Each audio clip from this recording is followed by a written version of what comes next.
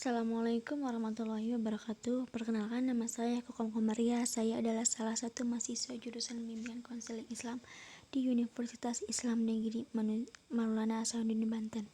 Video kali ini saya akan menjelaskan tentang teori humanistik sebagai ujian tengah semester oleh Ibu Raudah.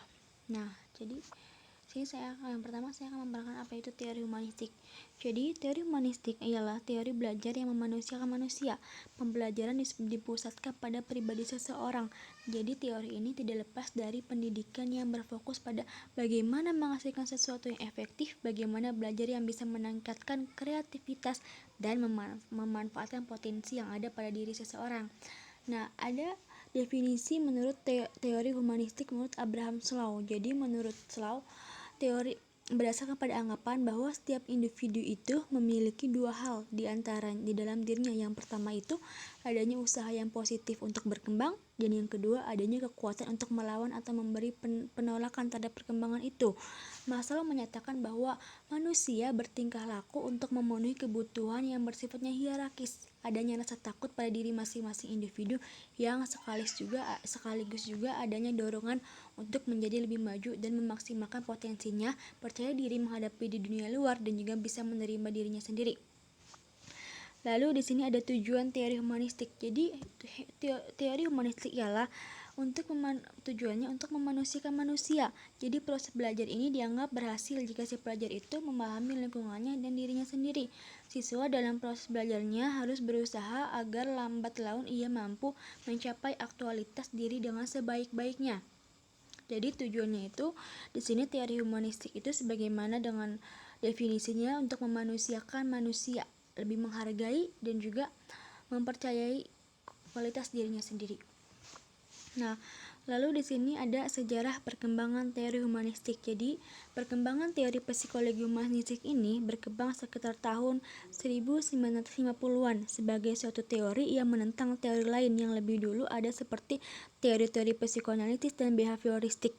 Teori humanistik menyatakan bahwa kedua teori tersebut bersifat melecehkan nilai-nilai manusia atau berlawanan dengan nilai-nilai kemanusiaan. Teori humanistik mengkritik teori psikososial Freud karena dalam teorinya Freud menyatakan bahwa tingkah laku manusia didominasi oleh dorongan yang bersifat primitif dan bersifat hewani. Sedangkan teori belajar behavioristik mendapat kritikan karena terlalu fokus dengan penelitian terhadap binatang dan menganalisis kepribadian secara terpisah. Lalu di sini ada kelebihan teori humanistik dan kekurangan teori humanistik. Jadi yang pertama, kelebihan dari teori humanistik itu yaitu mengedepankan demokratif, partisipatif, dialogis, dan humanis. Kelebihan ini diperoleh dari ilmu paling adalah prinsipnya yang selalu mengedepankan sikap dan sifat aturan yang berkaitan dengan demokratif. Yang kedua, ada suasana yang saling menghargai.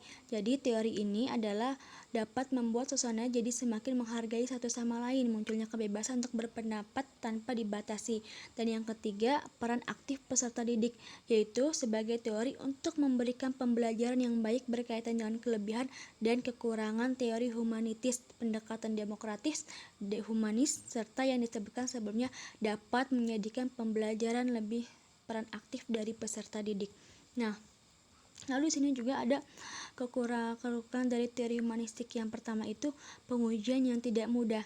Jadi kekurangan dari kelemahan ini yang pertama yaitu adalah pengujian yang tidak mudah, karena pengujiannya dirasa tidak mudah atau dapat dikutip yang sulit, bahkan kerap kali ditemukan kecurangan yang menjadi sebuah tradisi.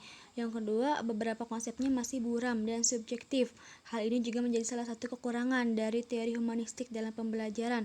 Yang ketiga, kreativitas yang sering disalahgunakan. Kelemahan ini semakin bebas dan tanpa batas, kerap kali sering disalahgunakan untuk tujuan yang tidak sesuai dengan arah pendidikan. Yang keempat, pemikiran yang tidak terpusat.